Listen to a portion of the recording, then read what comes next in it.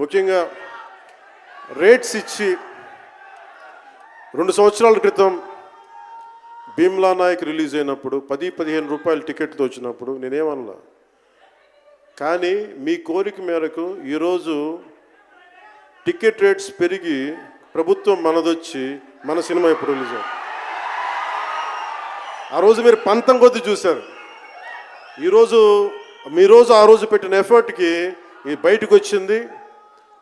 ఇది దాని తాలూకు సత్తా మీరు చూస్తారు ఈరోజు. Okay, now will come back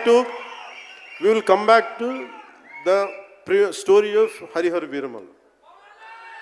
Harihara Veeramallu ఇది నాకు చాలా ఇష్టమైన సబ్జెక్ట్. ఇది మనందరం చరిత్రలో చదువుకుంటాం.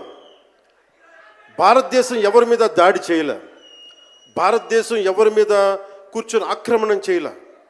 ఈ దేశాన్ని అందరూ ఆక్రమించుకున్నారు. మనం చదువుకున్న టెక్స్ట్ బుక్స్లో కానీ స్కూల్ బుక్స్లో కానీ ఎంతసేపు మొఘల్ తాలూకు గొప్పతనాన్ని చెప్పారు తప్ప మొఘల్ తాలూకు అరాచకాన్ని చెప్పలేదు ఆవిడ.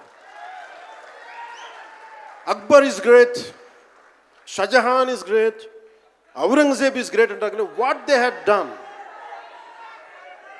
విజయనగర ఎంపైర్ గురించి మాట్లాడాల, ఇంతమంది కింగ్స్ ఉన్నారు, ఎవరి గురించి మాట్లాడాల.